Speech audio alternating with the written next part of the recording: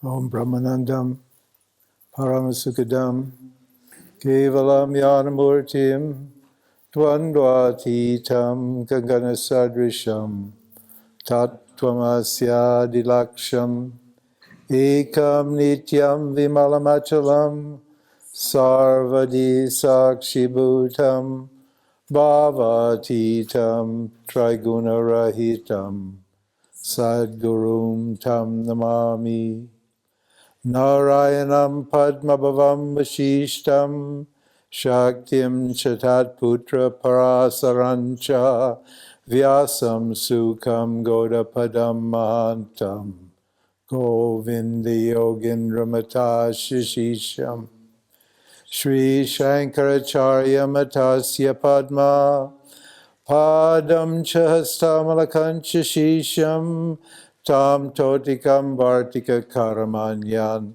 Asmad Gurum Shantatam Anatoshmi Vishwam Darpanadrishya Maninagari Tulyam Nijantargatam Pashyan Atmani Mayaya Bhayorivod Bhutam Yata Nidraya Ya Sakshat Kurute Prabodha Samaye Swatmanameva Dvayam Tasmai Shri Gurumurtaye Namaidam Shri Dakshinamurtaye Namaha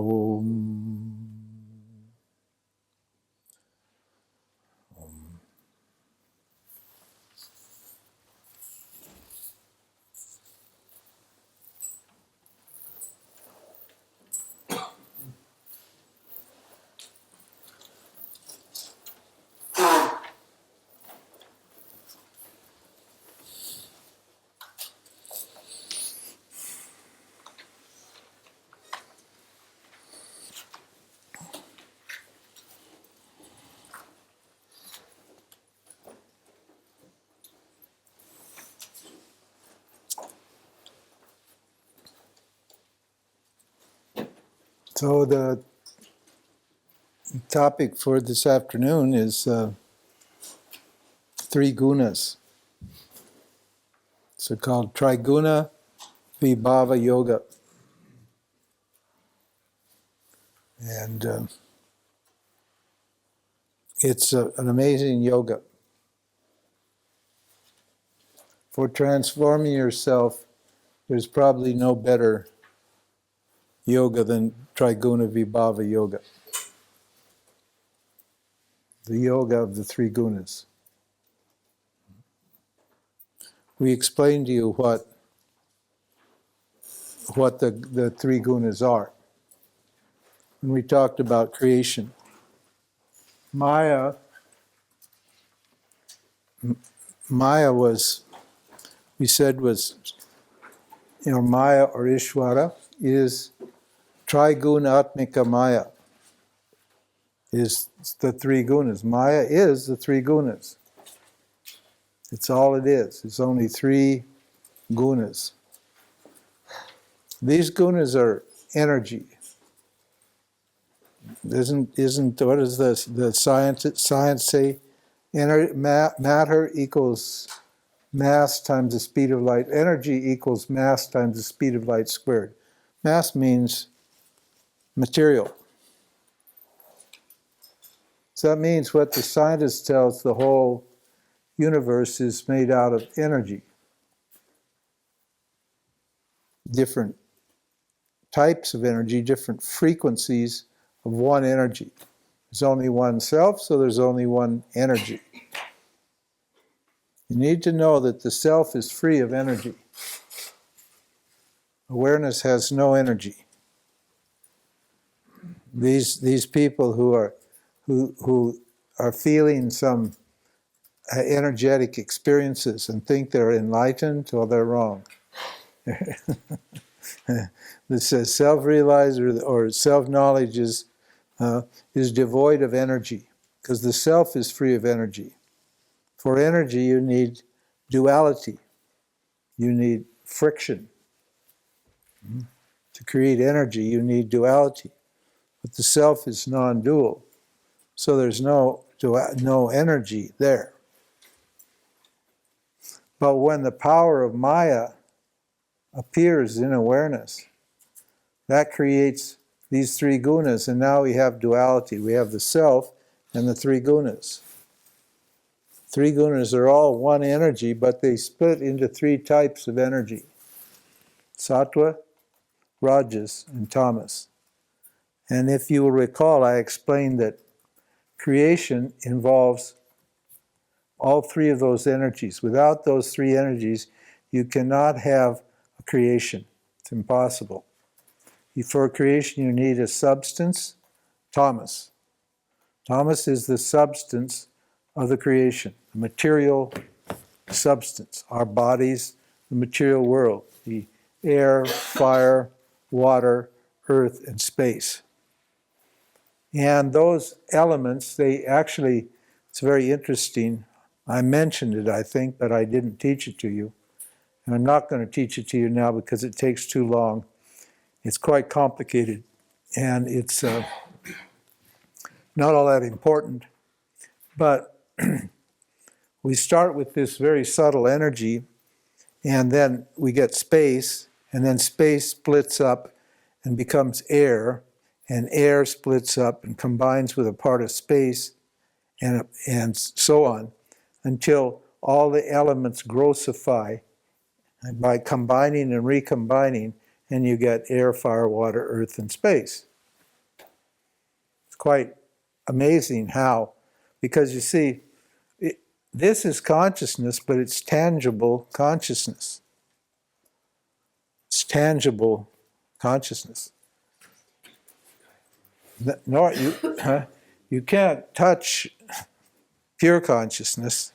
You can't see it or smell it or taste it or touch it or feel it, but you can see or taste or touch or feel consciousness in this as this chair. This is also consciousness. But it's consciousness as energy. It's yourself as energy vibrating at a very, very low frequency. Very, very low frequency. And our senses vibrate at the same frequency as matter. And that's why we can see matter with our senses.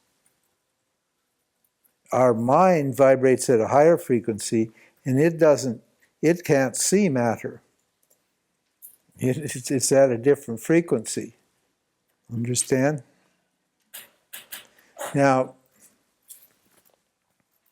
these three energies are called sattva, rajas, and tamas. So the first one is we have to have, in order for the jivas to work out their karma, we need a field of existence, a material field. I often wondered why Bhagavan bothered with the material world. Because you work out all your karma and everything in your mind. There's no karma in the material world. Karma is only in your mind. So you can work out all your karma in your mind without doing one action. You don't have to worry about doing any actions with the body. But Bhagavan, for some reason, wanted to make things very interesting and created this physical body. And he diluted the jivas so much that they took the body to be, in the material world, to be real. And so they need that, and they have to get this stuff from the material world to satisfy them, to make them happy. So the substance of the creation is made out of this dense, heavy, vibratory energy called tamas. And the idea for the creation, because if you look at the creation, you'll see it's intelligent. There's a nice book that's written about 20 years ago called The Self-Aware Universe. It means when you actually start studying the universe, the living universe, the bio universe, and the material universe, you see how intelligent it is. It's amazingly intelligently designed. So it's all knowledge, in other words.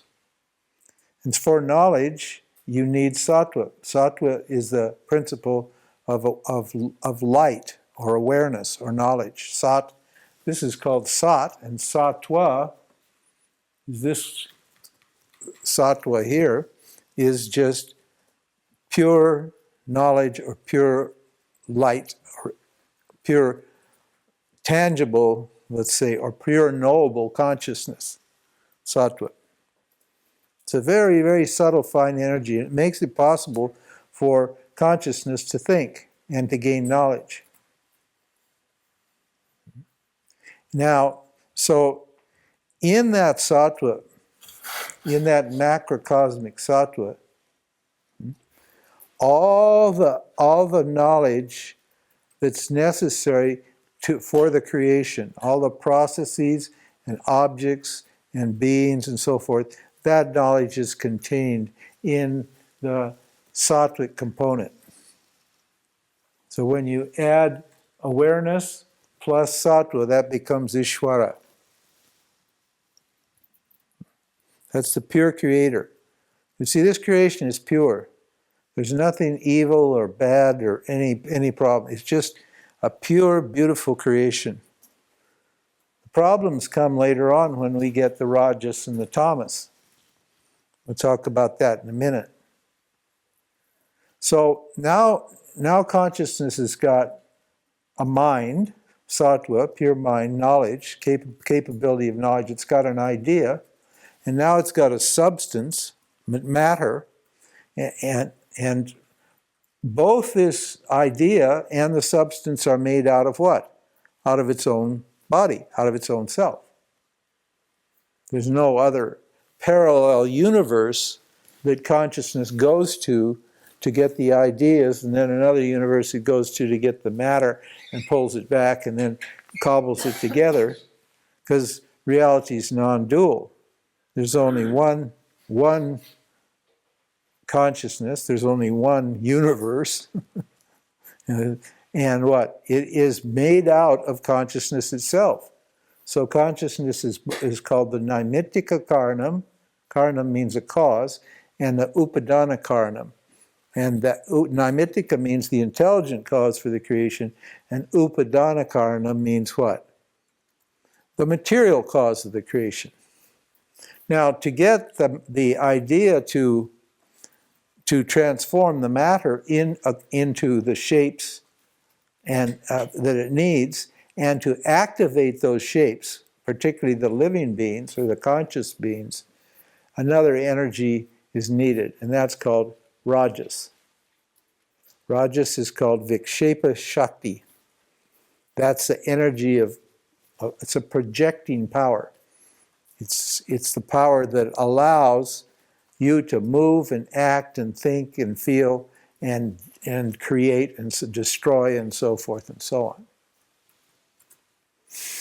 So before we even get a material, before we even get a universe, at the very heart of the creation, right, in the very, very center of Bhagawan's mind, are these three energies. And everything is going to project out from there, so that everything that's projected from these three energies is going to be nothing but a transformation of these three energies.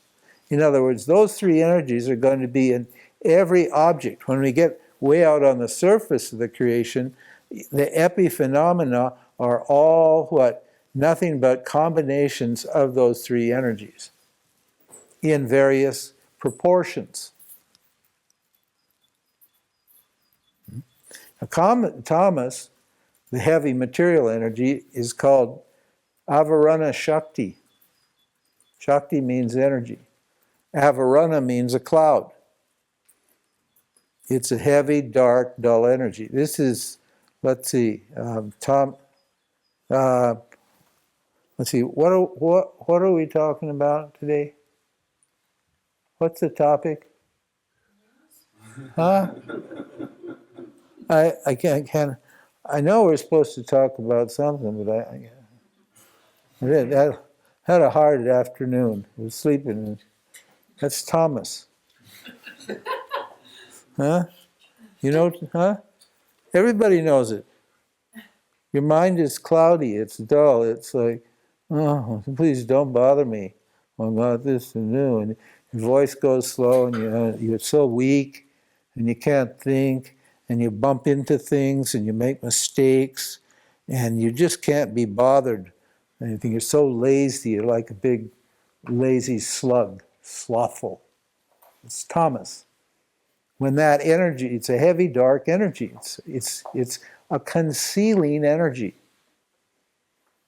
It's like a cloud. The sun is shining, the awareness is shining, and there's this, and it's shining, it's reflecting on the subtle body, on the mind, but there's this great cloud in the unconscious here, this big dark cloud in the unconscious here, and so what? Your mind is like, no. You see Tamasic people, you look at their face, people who are predominantly Tamas, and watch their bodies. Their bodies are usually very heavy, and their faces are, their lip sticks out, and their eyelids fall down, and they're like,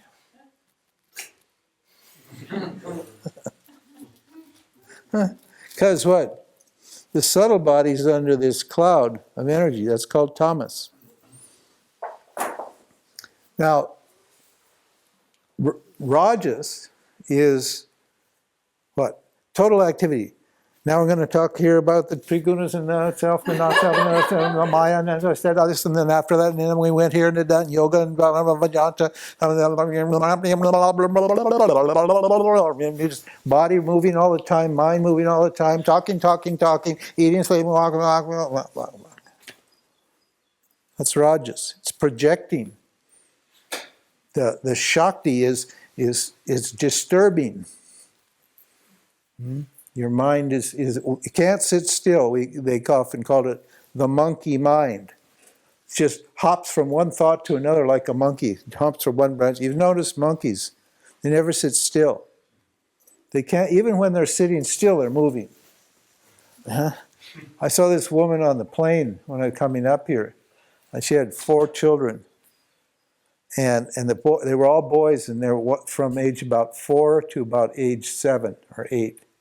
She must have just had one right after the other. And they all had video games, all of them. And they were eating potato chips, crisps. And she was sitting like this, and she had also a cell phone where she was clearing out her mailbox or something. I don't know what she was doing. She was eating chips and doing this, and this leg was going like this. She didn't know it, though. Have you seen the restless leg syndrome? Their leg is going like this, but she didn't know her leg was doing like this, and her foot was going like this. She had no idea her body was moving. There was so much Rajas there. And of course, she's in the energy field with her kids who are totally Rajasic. They're little devils. I just wanted to whack them all. And they're just making the most terrible trouble. And she's, of course, trying to keep them under control. And of course, the more she tries to control them, the more Rajasic they get, and then the more angry she gets. So she's shouting at these kids, and they're ignoring her, and they're playing their video games and eating their chips. And it was just a disaster. I put in my earplugs and my eye patch and went in deep meditation. That's Rajas. You need that to move. It's motion. It's activity. Everybody knows that energy. And Sattva is clarity. The energy of Sattva is still, clear, and aware. Sometimes it looks like Tamas, because when you're Sattvic, you can sit very, very still, not moving at all, but you'd be like a cat. Have you seen a cat? They'll be sitting like I used to have cats when I lived in the mountains. And the cat would sit quietly like this with his eyes closed, and without looking or anything, just totally relaxed. And if that mouse stuck its head out of its little hole and walked into the room just a few inches, that cat knew perfectly. He didn't even move his eyes. He knew exactly where the mouse was, and he could tell, when the mouse was far enough away from his home, and then boom, he was on it in a minute. Totally sattvic, totally aware, totally still. That's the mode of knowledge. It's a motive,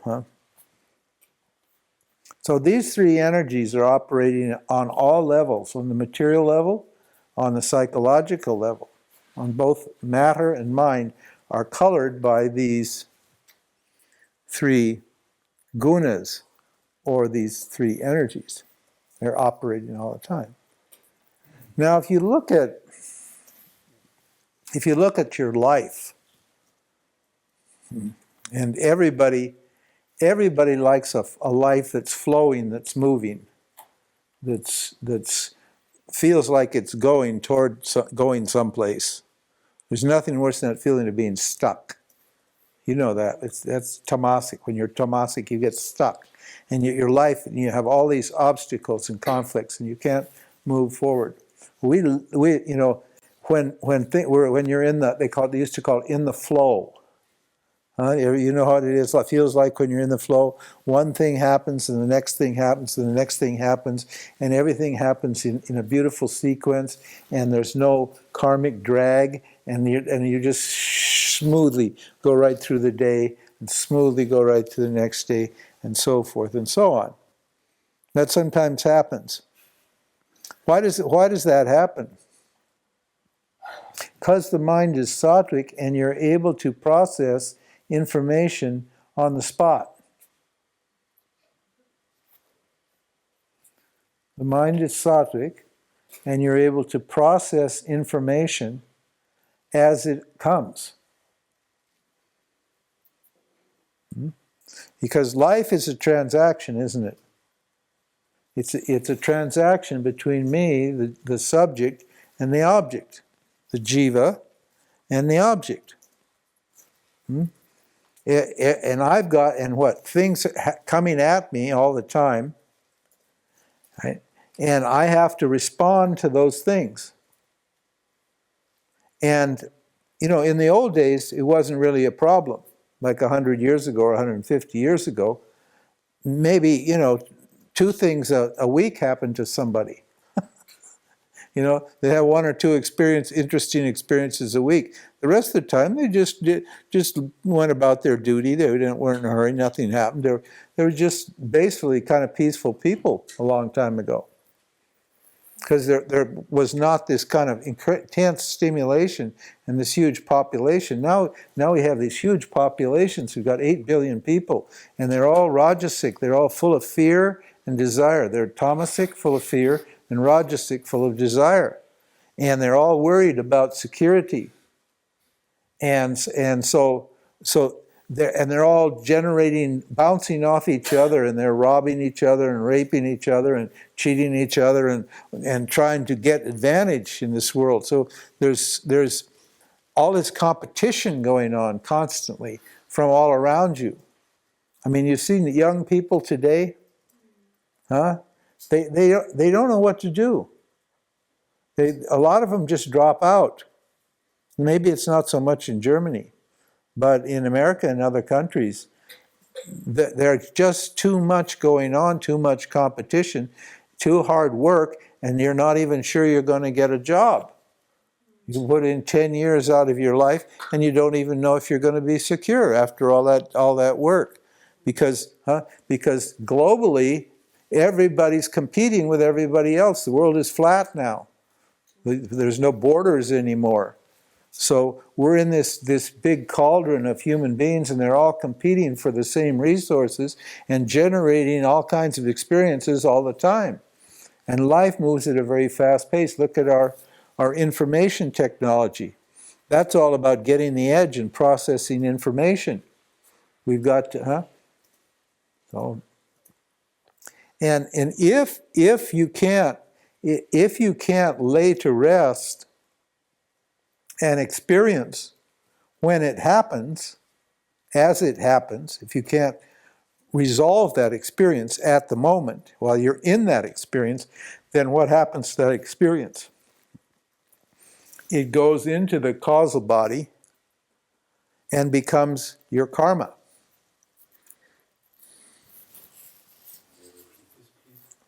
Huh? May you repeat this, please? Yes, I can. I can do it, and I will do it. When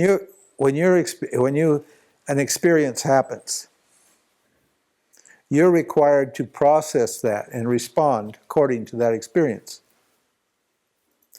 And if you can't and resolve it so that your mind is available for the next experience,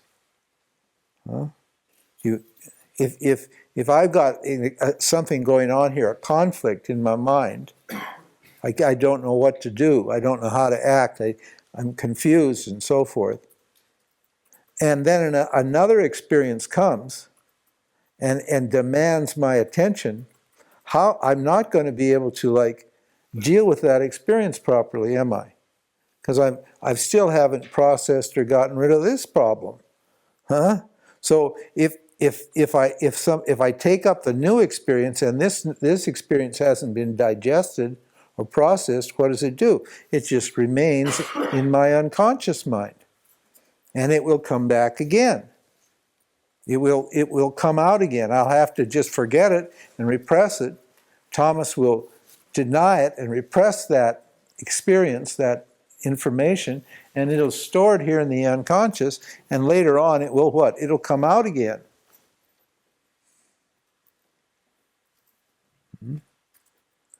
And if I have a lot of experiences, if I'm in a high energy situation where I'll have a lot of experiences every day, interactions with people and so forth and so on, and my mind is real tamasic, what do you think the result's going to be? Huh? The result's going to be what?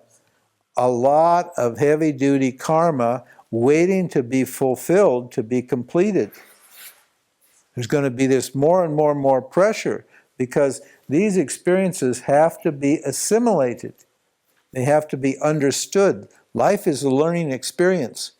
Bhagavan is teaching us through the experiences it gives us. Every experience is a lesson. There's knowledge contained in every experience, and I need to extract that knowledge because for my soul, for my subtle body to grow and learn, and for me to develop here as a human being, I need to extract the information and the knowledge from that experience.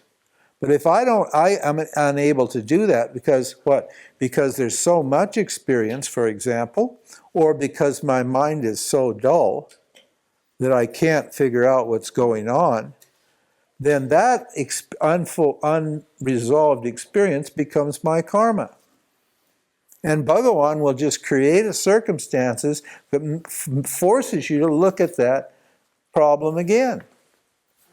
You'll see it like in relationships. If you have a bad relationship with somebody, and it ends badly, and you say, "I'm done with men. They're useless. I'm fed up with men. I'm never going to have another relationship." How many have been in that situation? Men or women. Men say it too. Women, who needs them? And you talk big, like I've had it. I learned my lesson. No more of that stuff, huh? And then what? 6 months or a year later, huh? You're right back in it all over again, aren't you? You didn't learn anything. You didn't resolve the previous relationship. You just went out, huh? It was repressed. You did not learn your lesson. So Bhagavan creates a new situation, said, okay, here's another opportunity for you to work this out and learn your lesson here. So like that, if your life is boring and dull and stuck, and you wish things were different, and you're always thinking about taking a vacation, or whatever, it means there's all sorts of unresolved issues in your unconscious that haven't been dealt with. Understand? So Now, if your mind is rajasic when something happens, you'll be unable to process experience too, because your mind will be too unsteady to get the clear information about what's happening. In Tamas, your mind is so dull that you can't gain the clear information about what's going on in your life. In Rajas, your mind is so disturbed that you miss all kinds of things and you project all sorts of things on the situation and you don't see what's actually going on there. The Rajasic people have all kinds of, they have the same kind of karma that Tamasic people have, insofar as they're in a constant state of projection and denial that keep them from processing information, keep them from laying experiences to rest. And of course, that just creates more rajas, because you have more stuff unconsciously that you haven't dealt with, and then your life is throwing more stuff at you all the time because you're rajasic and you're full of desire, so you just engage in more and more objects. Rajas forces you to go out and engage in more objects and activities, more things, more stuff, whatever it is, huh? And so now you've got all this stuff that you know you should be taking care of, but you're not taking care of it because you've got so much stuff to deal with right here today, and that creates a huge conflict also, and your mind gets more and more and more rajasic.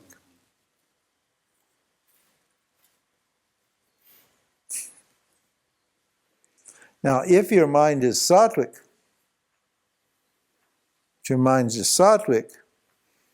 right, it's steady, it's calm, and it's clear.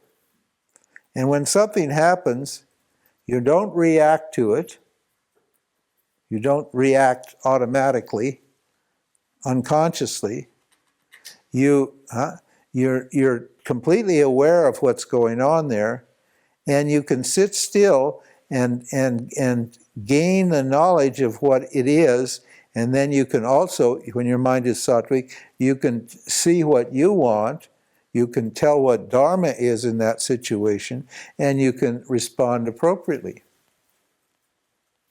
And you can resolve that issue, right, on the spot.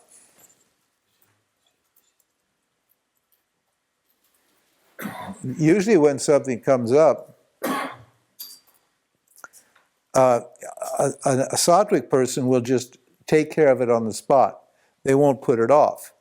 They won't say, oh, I'm busy doing this, let's not do it. They'll get up and take care of it because they don't want a whole backlog of unresolved issues that need to be taken care of.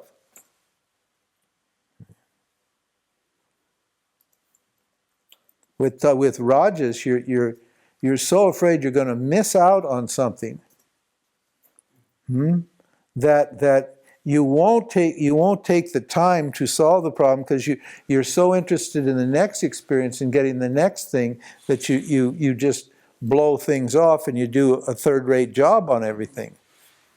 And Tamas, you do the same thing. You break things, you forget things, you injure yourself, you have conflict with other beings. Right? So it stands to reason that if I want a nice, flowing, smooth life, I should have a sattvic mind, doesn't it?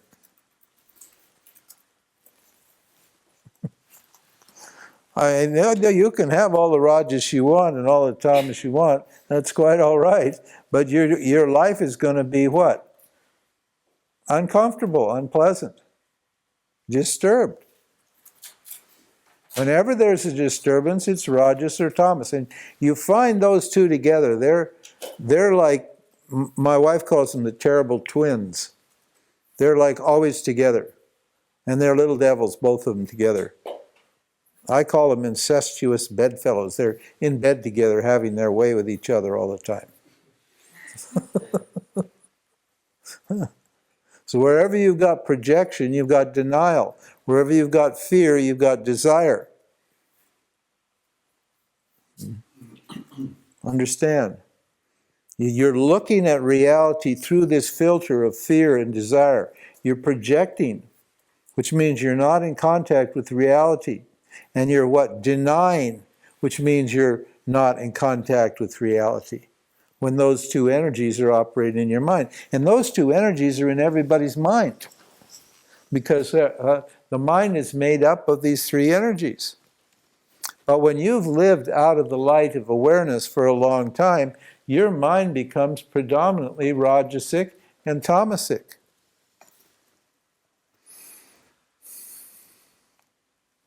Dull and active.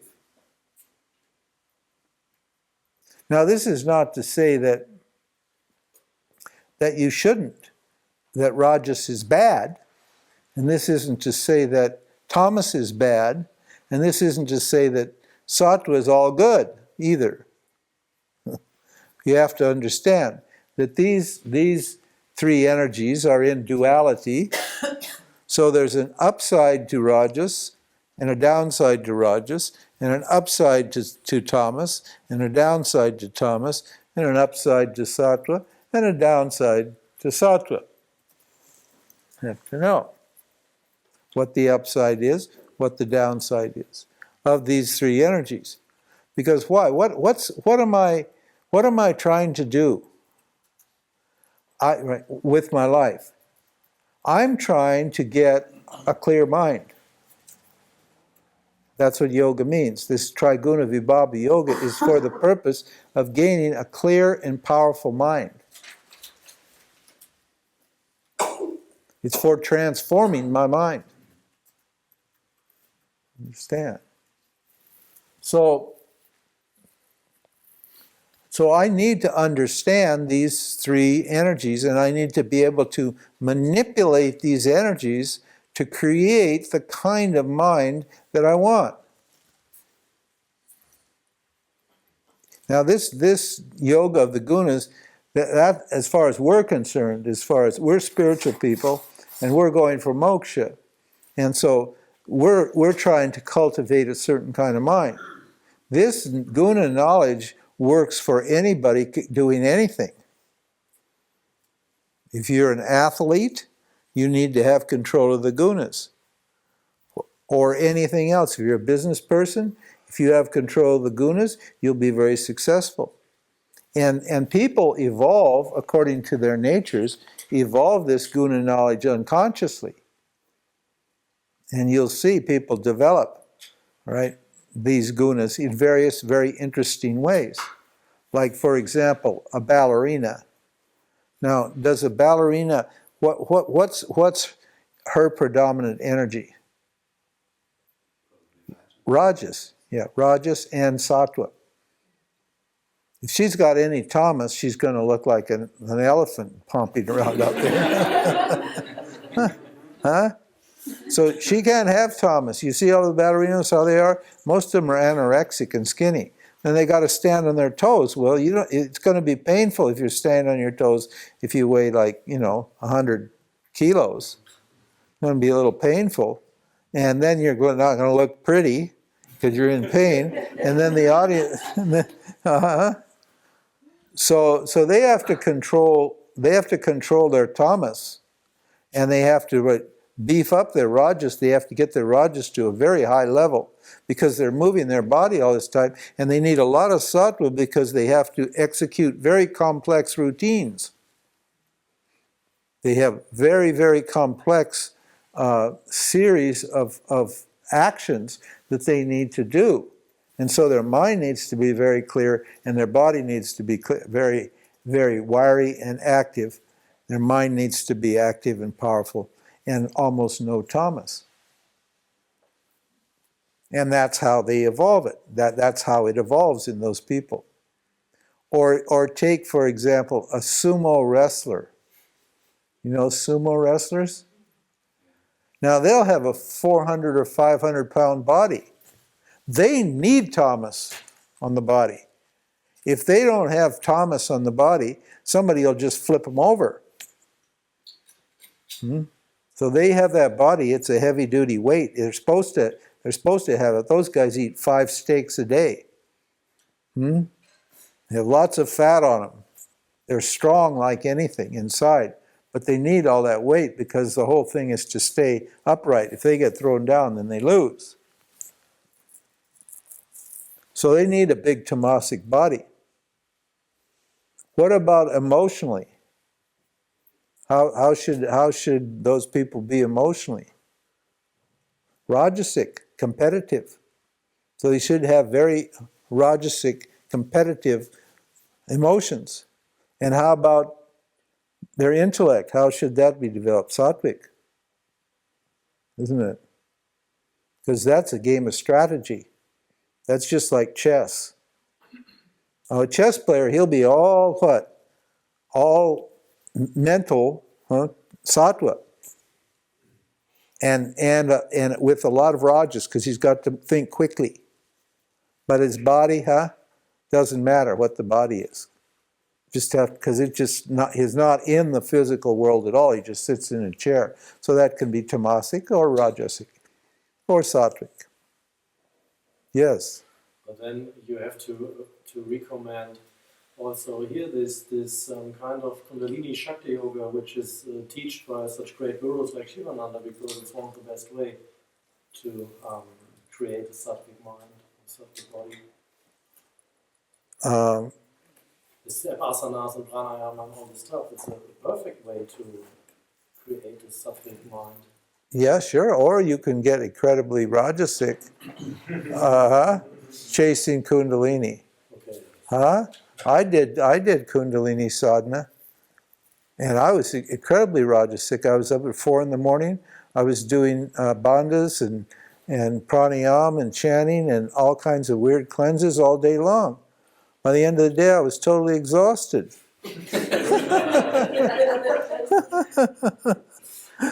Because I wanted to get my Kundalini up. So I was like worse than a business person. I had an easier life when I was in business than when I was trying to get my Kundalini up. So that Kundalini purpose just for a normal... No, but see, in all walks of life, in every single walk of life, everywhere, you have people who are under the spell of a predominant guna. And what we're talking about here is crafting your life, making your life, consciously designing the life that you want. Transforming these gunas and transforming your life to create the kind of person that you want to be. It's entirely possible. Because you've got goals.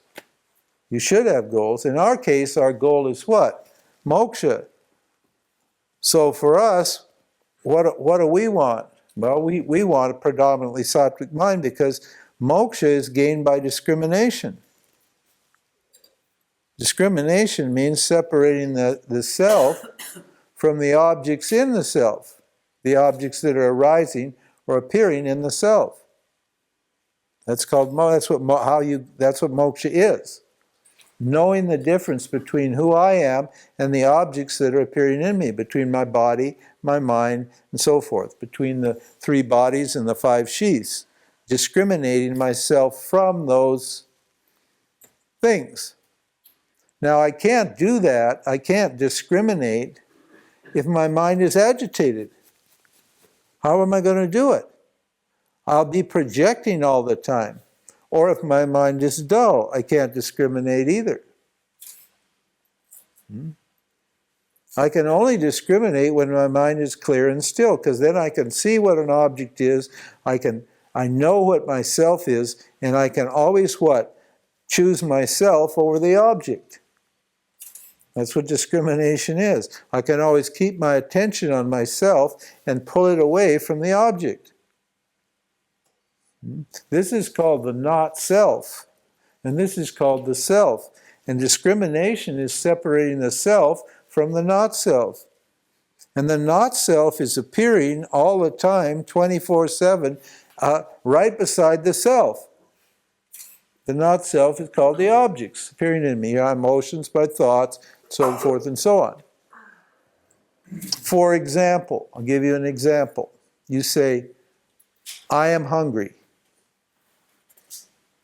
Now, say I am hungry. How many people have said I am or thought I am hungry? Hey, everybody. That's I don't know how many times a day you think that.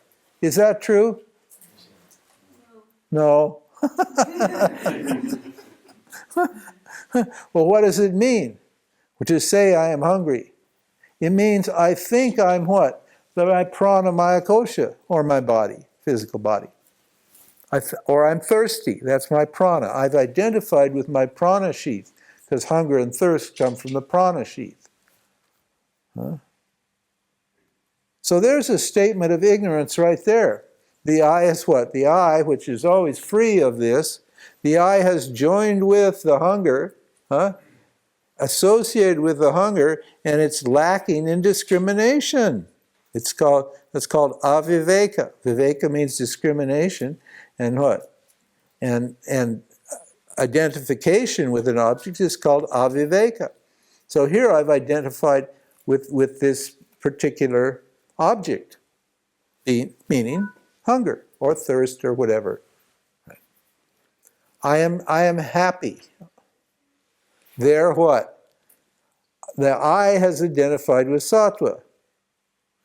So you're happy when you're sattvic. When your mind is sattvic, then you're happy. So then you say, I am happy. Now is the I happy? No, the I's not happy, and the I's not sad, is it? Huh? The I is what? The knower of happiness. The I is the knower of sadness. There's a separation, there's a gap between what I'm experiencing and me, the non-experiencing witness. And I have to get that, make sure that gap is absolutely clear in my understanding. That means in my subtle body.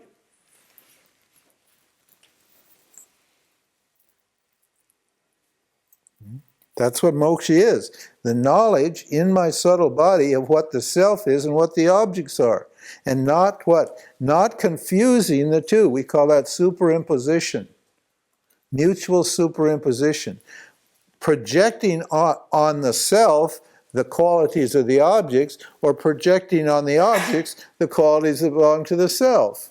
That's called mutually. We mutually confuse the two, or superimpose one on the other. And that's what's causing the suffering. Suffering is caused by that. Because you're not living in reality. You're identified with samsara and objects, and as the objects change, then you change because of your identification, and then you go up and down out of control according to the objects, the behavior of the world around you. And you don't remain in yourself as you are.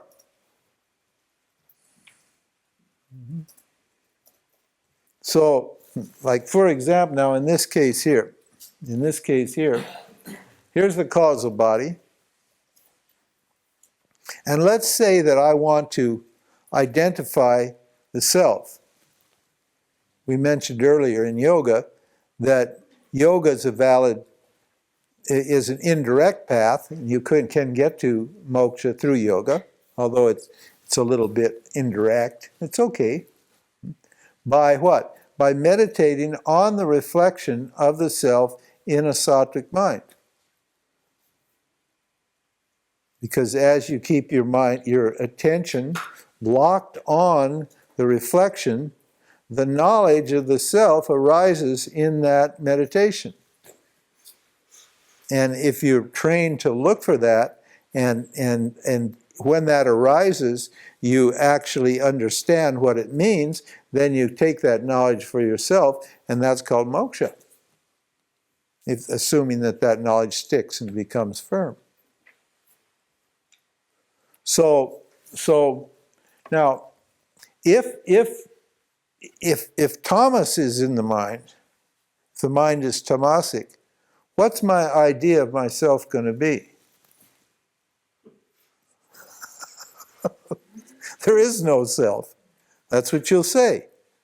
Tamasic people, you walk out on the street and just talk to people. And you say, well, what about the self? Let's talk about the self. And they'll think you're talking about their story. You say, no, not your story. Let's talk about the self. And they'll say, what self are you talking about? Are you goofy? Huh? What's wrong with you? What have you been smoking, man? There's no self. There's no God. Well, there's no God for them. Why? Because they're looking at God, what? Through this mind here, and this mind has totally blocked them. This is why they say, I don't know. Or there is not. They deny it, actually. Some people say, I don't know. They've got a little bit of sattva. But they got enough sattva to say they don't know. But most people just say, are you kidding? There's no God. There's no consciousness. There's no self. I'm talking, there's me. There's only me. People. It's just people. If my mind is full of rajas, what's the self going to look like? Here it looks tamasic. There's no self. What's it going to look like here? Shakti, energy. These are your spiritual types who are going for the energy buzz, the energy hit. The Kundalini types and the Shakti ones who love that feeling of, because they're looking at the self through a rajasic mind, and it's generating this kind of energy. It feels very nice. It's very, right?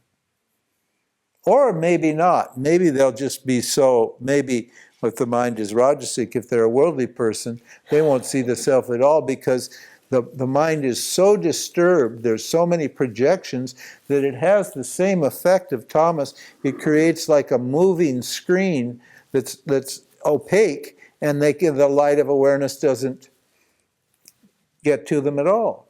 They have no experience of the light of awareness as it shines in their mind. There's no experience. It's just too busy. All the attention just keep going from thought to thought to thought to thought, and it's very myopic. Rajasic is just extremely, your energy is just focused on one little thing, and it just keeps hopping from one to another, all over the place, depending on, it's driven. It's that driven, ambitious energy that you find in people. And these people have no idea what the self is. If they've got a little sattva and they're in the spiritual world, then what they think is, they think awareness is they think enlightenment is energy. It's the Shakti, man. It's the Shakti. It's Siddha Yoga. Has anyone? No, you probably, Siddha Yoga is over now, but that was Siddha Yoga. That was a Rajasic Shakti sadhana. And everybody was totally fascinated with the Shakti. Amachi, when you go there, have you ever been to her ashram in Kerala? It's Rajasic, Shakti. It's all Shakti sadhana. You have these people just buzzing with the Shakti, trying to get high. And as soon as the Shakti leaves them, Shakti is very fickle. You can't count on Shakti. She's very lovely. She'll kiss you and excite you and all that sort of thing. And then 2 minutes later, she's gone. And your wonderful high state just collapses. And you get tamasic and you get sad because Shakti's run off with somebody else. If you chase energy, you're a real idiot. You're a real fool. Because it's fickle. You can't count on it. It goes up and down and all around and hopping here and there. The reason people like it is because they're so dead spiritually that it makes them feel alive. They're so tamasic spiritually that Shakti makes them feel like they're alive. They feel excited. Oh my God, wow! They're basically bored to death. They have no idea what sattva is. Sattva is an amazing energy, but it's not exciting.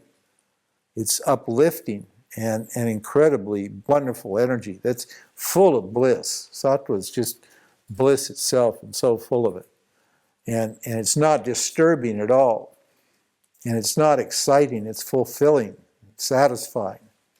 Rajas is totally dissatisfied energy. It's always wanting more and always changing and so forth and so on. So if my mind is rajasic, I'm not going to be able to contemplate on myself, am I? I won't even be able to, even if I could fix my mind on the self for a minute, what would happen? The next vasana that exploded, the next rajasic vasana that exploded, my attention would go with that vasana. This is why you see people in meditation. I'll do a meditation and get them in a real sattva, and they'll just be all blissful and anything. And then as soon as the meditation is over, they'll just pop up, and they'll start talking like anything and run out and start doing things. The meditation's over. That Rajas is in there just waiting. Oh my God, when's the meditation going to end? And I wish it would get over. My God, this silence is beautiful, but it's killing me. I've got something to do. And, and they just jump up and off, and they'll start talking. Just babble. Just express that energy to get rid of that unconscious, that uncomfortable energy from that suppression of the rajas. Now, what if my mind is right?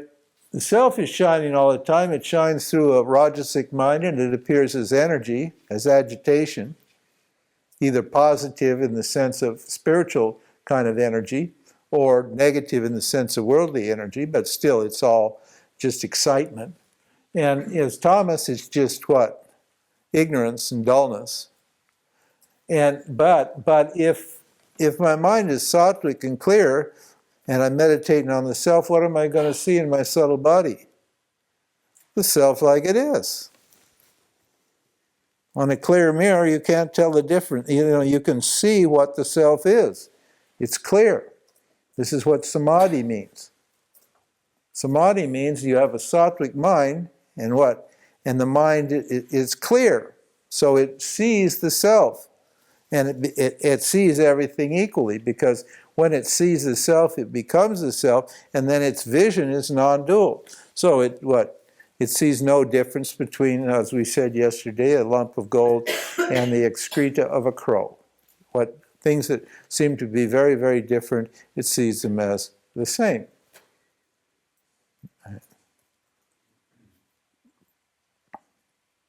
Therefore, what is the conclusion? Therefore, what? What conclusion should I draw? Our sadhana, the Triguna-Yoga yoga, is what? Managing the relative proportions of rajas and tamas to produce what? A predominantly sattvic mind.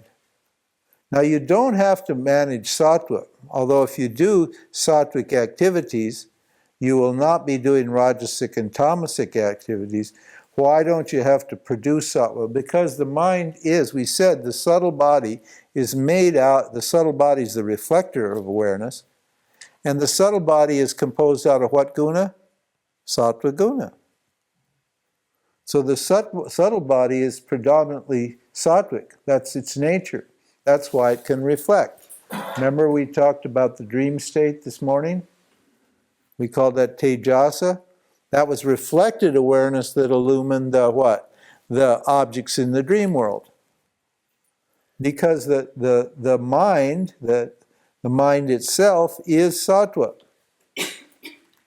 That's why it can know. It's the knowing, experiencing function. Yeah.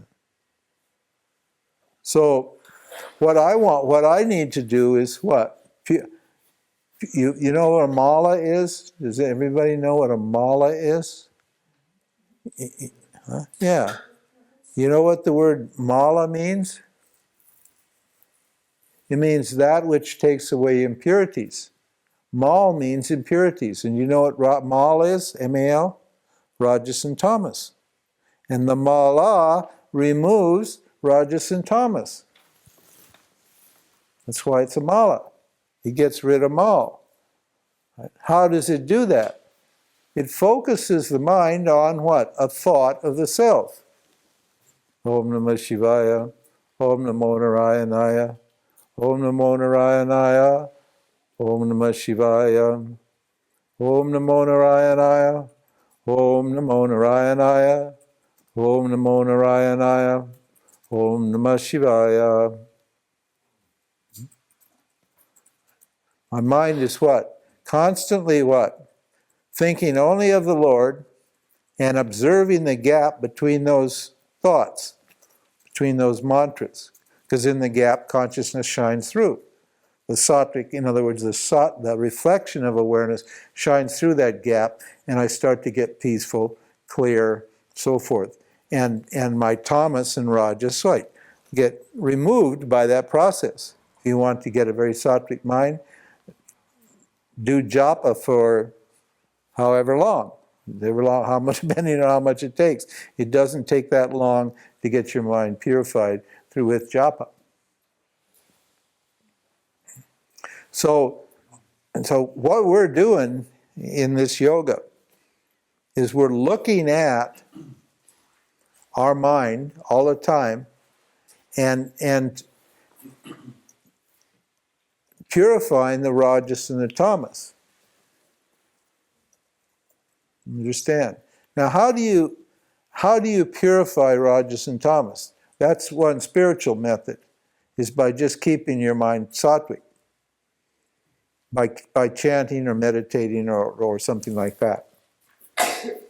But we can't just be doing our chanting all the time because we're busy people, aren't we? We have other things to take care of. So sadhana for an active person is what? Is looking at the thoughts and feelings that are arising in awareness, and determining the cause. If I want to get rid of them, if they're sattvic, if they're tamasic and rajasic, and trying to find what caused those feelings, those rajas and tamas. In other words, rajas and tamas are created by the actions you do. They're the unseen effect of your actions. So if you do tamasic actions, say you drink beer and eat schnitzel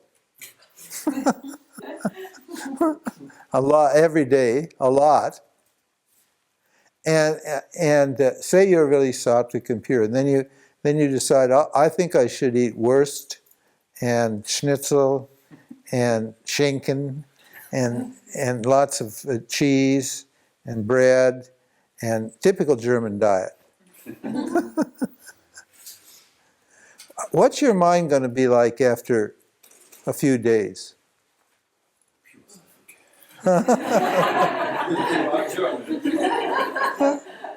It's going to be tamasic. It will be tamasic. It tastes good and you feel all wonderful and it's all lovely. It's all tasty and all that sort of thing. But just wait a week or a month. You'll be dull and stupid and sleepy. Because the unseen effect of vasana from that particular activity, in other words, ingesting those kind of, I'm just using material example. It also is true for psychological things, for relationships, for sex, for money, and all these things. Every possible activity that we do in life is guna related, obviously, because why? Everything comes from the three gunas. So what I have to do is connect the activity with the unseen effect. That is, even for let's call it the post-digestive effect. Let's say my mind is a little agitated. And I go to the pub and I have a beer. Now what happens? My mind is rajasic, and I pour the beer in, okay, and then my mind gets sattvic. Why? Because the tamas has neutralized the rajas. Like teenagers, if you look at teenagers, another example. Teenagers are very neurotic.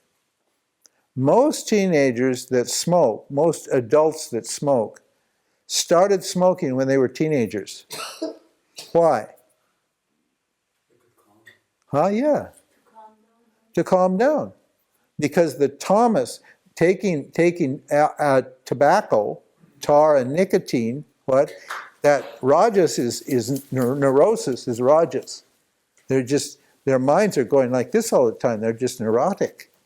And when they learn how to smoke, and first time they take that, what happens? That the tamas, the tar and the nicotine, coats the little alveoli in the lungs and slows down the breath, the respiration, and then the mind gets quiet. And it feels so good. Not that it's good for you, but temporarily it feels good. Why? Because it's stopped the agitation in the mind. The mind is connected to the breath, and the breath comes slow, and then what? Then the mind slows down. And now, in order to have a calm mind, what do I have to do? Smoke, drink, or sex, or anything, So I start managing my rajas and tamas with these gross methods. And the more rajas I get, the more tamas I get. They're always together. Understand? Uppers and downers. Yeah, uppers and downers. Absolutely. Uppers is rajas, downers is tamas. In the drug culture. The drug culture is the same thing. You get really up, and then you crash, and then you have to take an upper. Or you get so neurotic from being too high, you take some speed, you'd have to take a downer, a quaalude or something, and get really dull. It's feel good. And then you get bored and tamasic and dull, so then you need to take some speed to get yourself active again so you can do things. So everything we do creates a vasana, a rajasic or tamasic or sattvic vasana. Understand? Everything you do. And so if you're going to transform your life and get your mind prepared for this great knowledge, then you're going to have to what? Change the relative proportions of rajas and tamas to get the kind of mind that can assimilate this knowledge. If you have a hard time understanding what I'm saying, what we're saying here, then it's only because your mind is tamasic or rajasic. When your mind is sattvic, you have no trouble understanding what is being said. It goes right in and it makes perfect sense.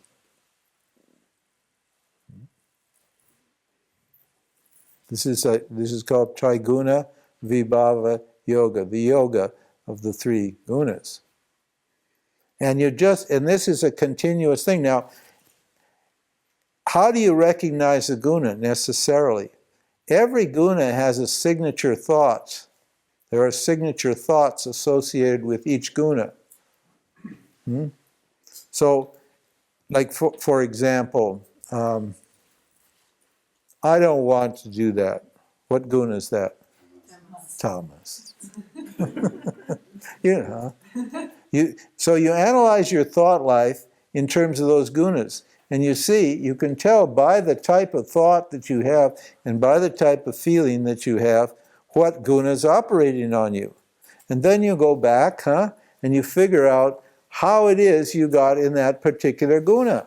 What it is you're doing that's reinforcing that guna. What behavior you're doing. How you're relating to your wife. How you're relating to your boss. The kind of people you're associating with. You may have a very beautiful diet and a beautiful home and your body and all that sort of thing, but you may associate with Rajasic people. If all your friends are Rajasic, what is your mind going to be like? Rajasic. Duh. Huh? And you say, well, why am I always restless? Well, it's because you're associating with people who are always restless. And your mind just picks up that and you feeds your Rajas and you just get Rajasic. You hang out with Tamasic people, you'll get Tamasic. And the worst is when they're family members or relatives and you feel that you can't get rid of them.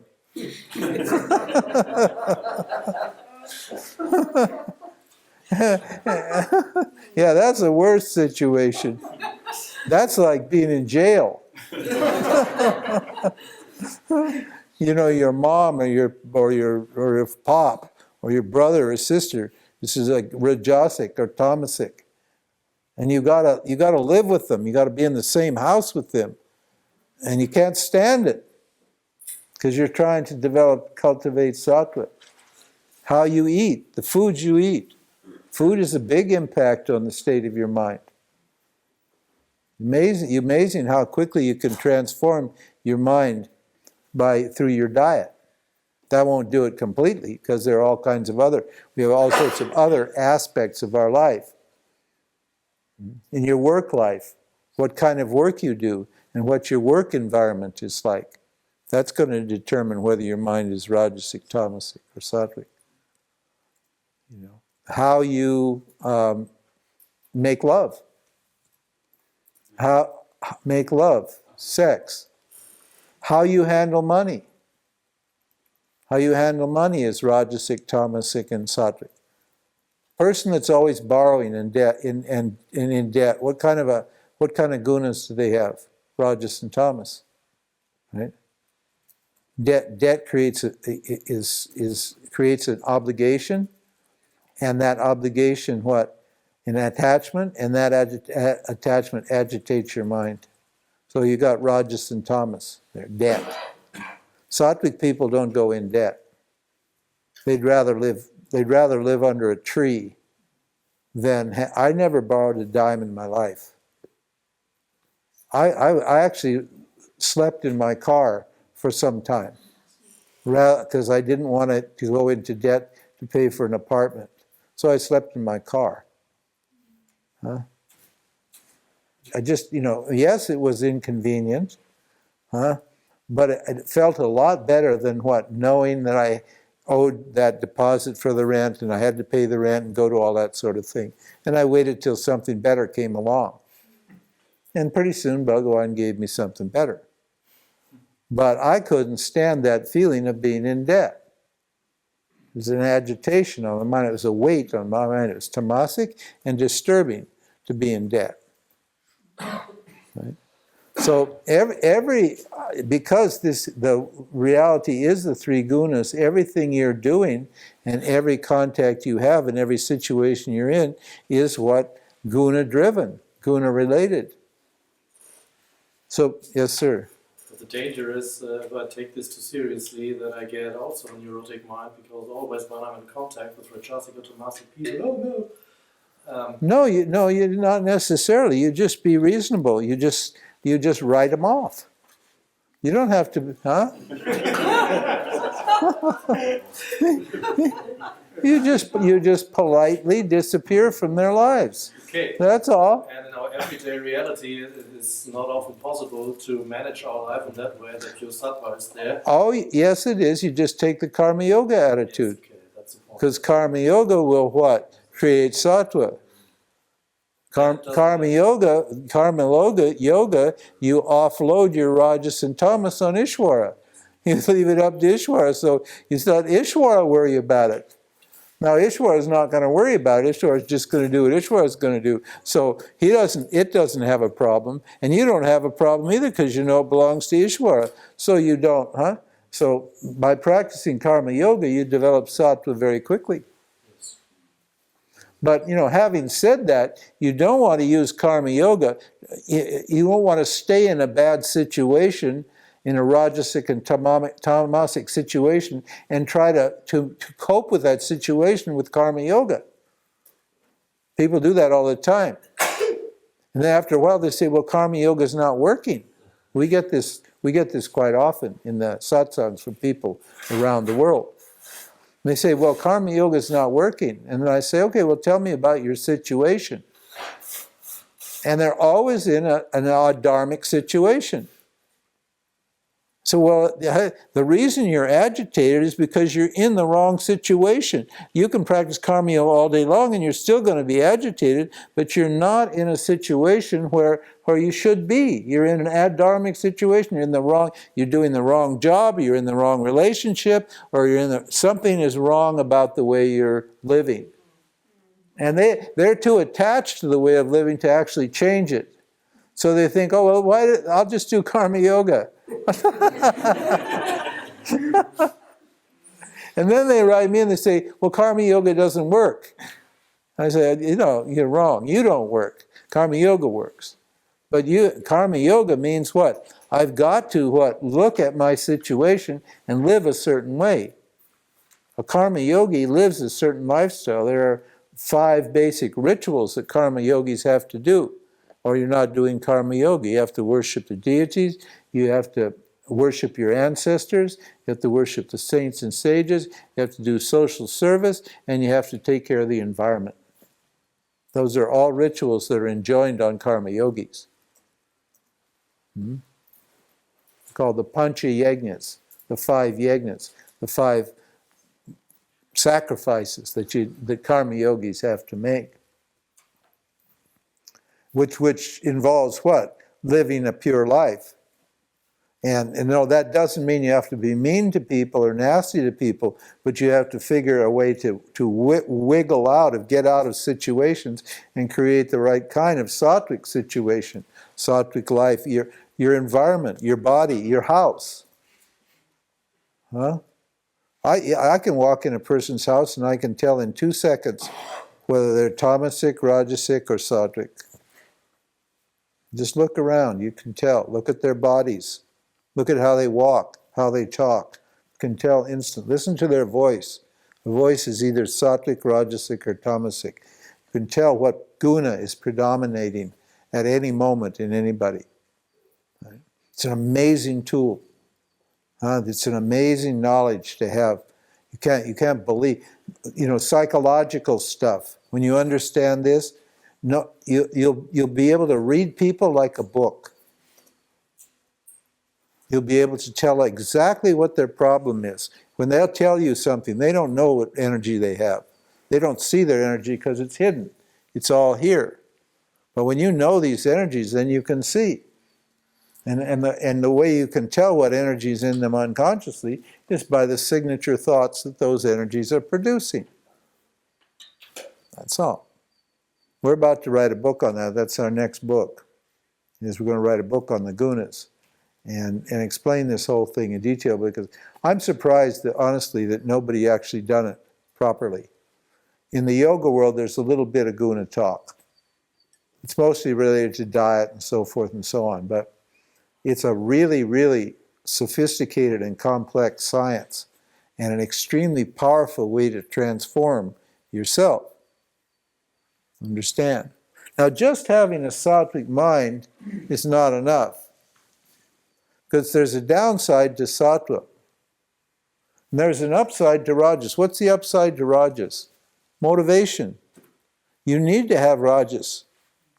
You need to be motivated, because there's things that have to be done. So you have to have enough rajas to what? Motivate yourself to accomplish what you need to accomplish. We're not saying you should just throw all the rajas out. You need to manage the proportion of rajas so there's not too much. But there's enough to what? Accomplish the task that you need to accomplish. So rajas is very good, up to a point. But when it's driven by what? Insecurity or incompleteness or insufficiency, then it's a problem. Because then you keep trying to do more and more and more and more and more to fill up the inner emptiness. You're feeling empty because why? You don't know who you are. You're feeling bored and lonely and empty and unstimulated and unexcited. So you keep doing more and more things to try to fill up that hole, that empty hole inside yourself with rajas. Or you just try to cover up that emptiness with what? By getting unconscious. Sex and heavy food and drugs and alcohol and all of that. You just, right? Or you just become completely tamasic to try to like cover over that hole, that pain that's there operating in your heart. You need Tamas too. Well, you need Tamas, because if you can't sleep, forget it.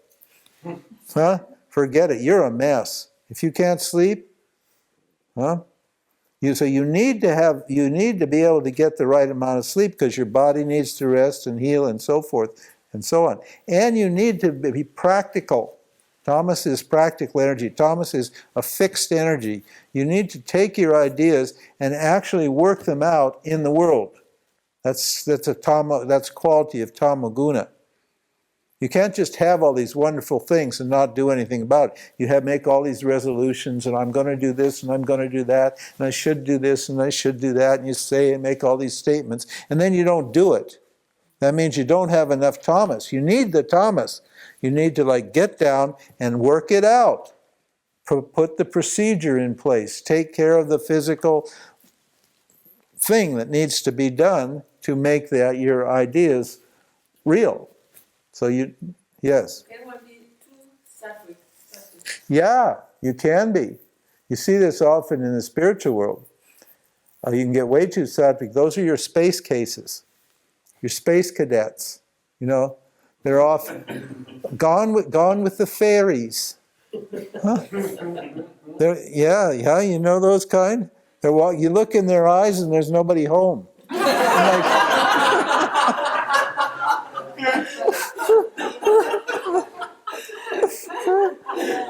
Oh yeah, the spiritual world is full of them. Particularly women, they're Rajasic and Sattvic. They have more sattva and Raj. The way they get the sattva is by doing their spiritual practice very intensely. See, because they use the rajas to do spiritual practice. So they're going from morning till night, and that generates a lot of sattva, and then they get blasted out. They get really high, and then they come to me and they say, I got a little problem. I say, well, what is it? Well, I need to get grounded. I need, it's like, earth to Susan, hello, coming down. It's like they're in some different dimension altogether, yeah.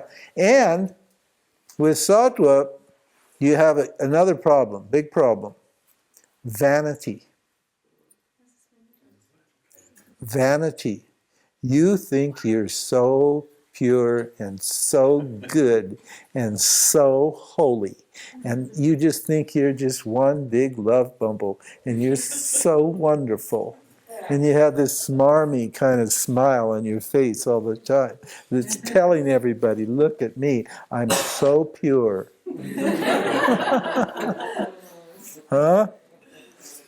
See the downside? When you start to get in control of yourself, then the ego takes over, and so the downside, too much sattva, you'll find this kind of vanity and arrogance in these spiritual people. Really makes you sick. I'd rather have a nice tamasic person and go out and have a beer and watch TV.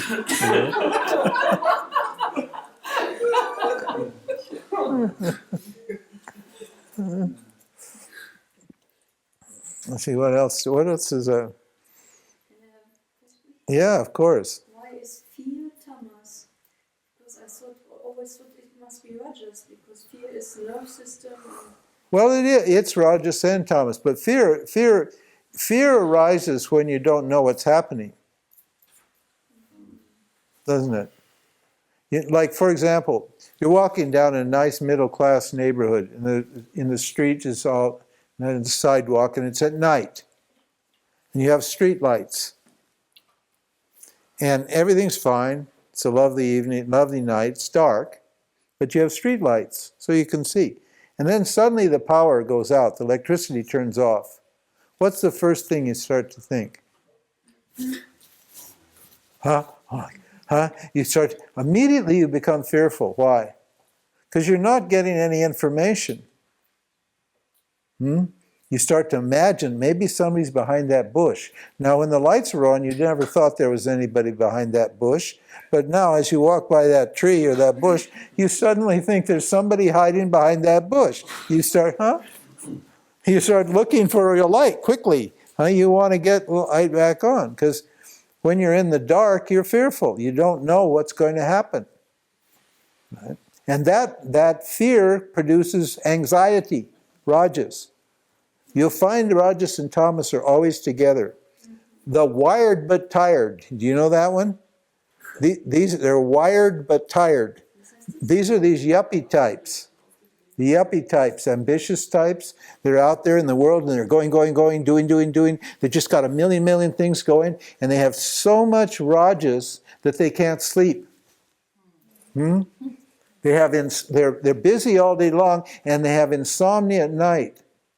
And so the next day, they're still agitated, but they're totally tired also. They feel exhausted, but their mind is agitated. So the tamas and the rajas are like sitting there side by side. Oh, it's painful. It's awful. Well, how many people are like that nowadays? The rajas and tamas is completely out of control.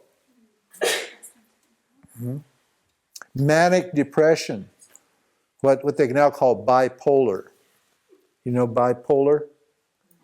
That it used to be called manic depression, but that was considered PC, politically correct. So now it's bipolar. But it just means what? You're really rajasic, and then you're really tamasic. And then you go back to being really rajasic, and then you go back to really tamasic. And there's no sattva there, so you can't gain any kind of control or knowledge over your life. I had a friend like that. He was a lovely man, and we were quite good friends. This was a long time ago when I was in the antique trade. And I met him in business, and he had a little shop, and I had a little shop. And he was manic and depressive. He was totally rajasic. So, and he'd go on these, what he called a run. In other words, he meant he'd stay awake for like 8 days or 10 days without sleeping. Just doing. Right? Morning, noon, and night. Right through the night he'd work, and he'd be working. And then after maybe 2 weeks or 3 weeks of this, he would just collapse. And he'd get in his bed, in his room, in his house.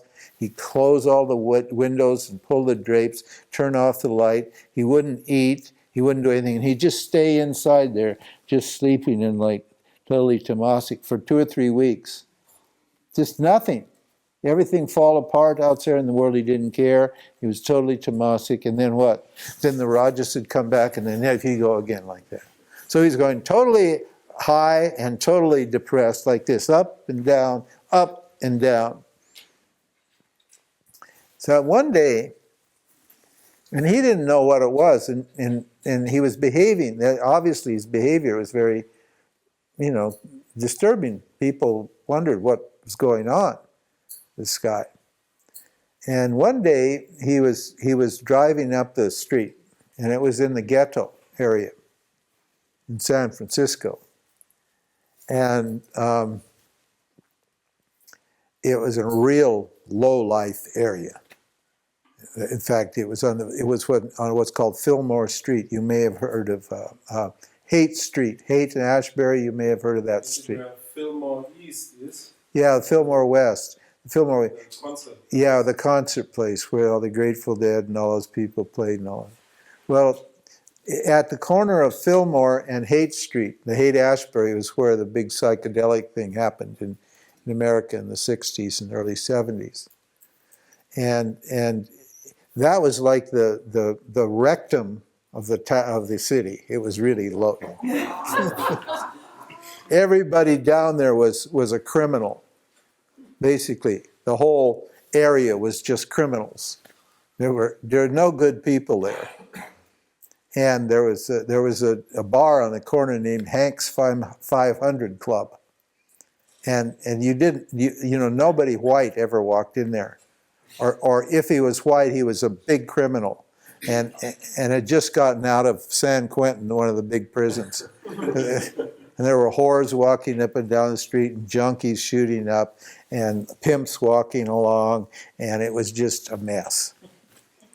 And Michael was driving up the Haight Street. He had a pickup truck, and he used to put his antiques in. And he was on the way up the street, and he was on a run. He'd been awake. He'd been up for 3 or 4 days, hadn't slept, and he was on. He was like total Rajas, just going like. And with Rajas, you don't want anything in your way.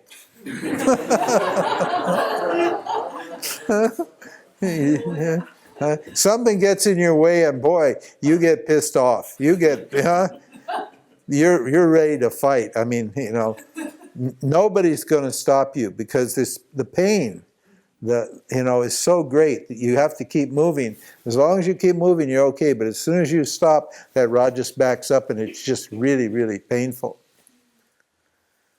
So he's coming up the street, and he finds himself behind a big Cadillac convertible. This great, big, huge car, and it's a convertible, the top, no top, and it's driven by a black man who's the big drug dealer of that area. And he's the coolest guy you ever saw. He's beautiful, he's got his muscles, he's got his gold chains, his rings, he's got his stupid hat on, and he's just cruising up the street. He's in no hurry. He's looking at everybody. He's got his dealers are lined up, and he sees the whores there and all this sort of thing. And so he thinks he's like in his living room. This is just like, this is my territory. That's his idea, see? And so he stops right in the middle of the street. And Michael's behind him. And there's traffic coming the other way, and people are piling up now behind Michael. And he stops, and then some drug dealer, comes walking over, just real slow like and easy, and they do howdy bro, and and they start jiving and carrying on, and they're just sitting there talking like they're at a cafe or in their front room. And Michael, he's like getting more and more and more anxious, because he's got somewhere to go, and he can't move. There's cars behind him, and this guy's not moving. So he did something that he was just crazy, he put on the horn. He went, and the guy was so cool that he just ignored it. He was like, fuck you. He didn't even give him the finger. He just ignored it. And of course, that made Michael even more angry. That Rajas turning to anger. See, when you got Rajas is desire, and when desire is frustrated, it turns to anger. And then, and the longer that anger stays there, the more violent you become. You've got to get it out. It's too painful. Rajas is the source of all pain. Tamas, you don't get pain. Sattva, you don't get pain. If you're having pain, a lot of pain, it's because of Rajas. So he's getting more and more and more frustrated, and he hits the horn again, and all people are looking at him like, is this guy mad? What's he doing? Because this man could just get out of there and just shoot him, and then get in his car and drive off. He doesn't care. But he's ignoring Michael. And Michael hates it. He wants to move. So what does he do? He puts the car in reverse, and he backs up about 5 feet to the next car that's just behind him. And then he pushes the pedal down full and puts it in low gear and pops the clutch. And boom!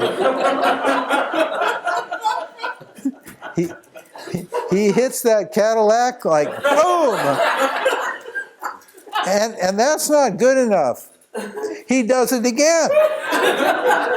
The man is like this. He's gone like this, huh? And he does it again, and he's just so angry, and he's got a big truck. He just pushes that Cadillac right across the street, through a parking meter, and into a storefront window, and the glass comes down and almost kills the poor guy. Of course, the police come. Police immediately show up. You never saw the police, but suddenly they're there. In a minute, the police are all there. Huh? And they subdue him, and he starts fighting with the police. And he's yelling at them and telling them all sorts of things. I'm telling them this and that. Of course, when they got to the police station, they just beat him up. So he got a really serious beating from the police.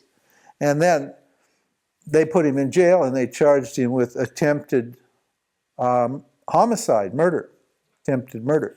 It was called assault with a deadly weapon. A car is a deadly weapon if you use it. I mean, you can kill somebody easily with your vehicle. And he had no money.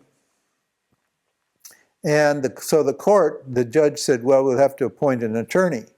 So they gave him an attorney. And the attorney went to talk to him. And then the attorney realized that he was cuckoo. So he told the judge, he said, this man's not a nutter, he's not a criminal. We need to send him out for a psychological evaluation.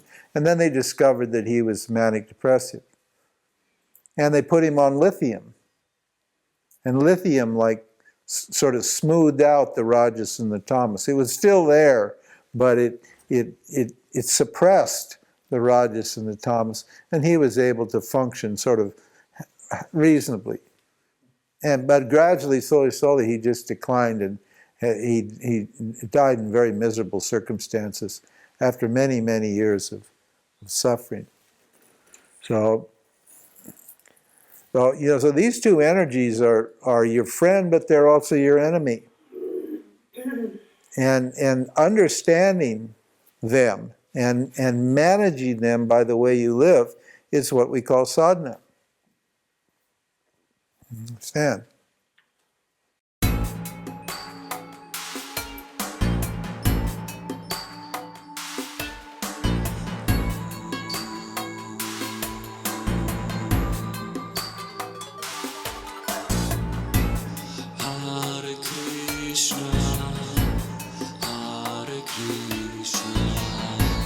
Krishna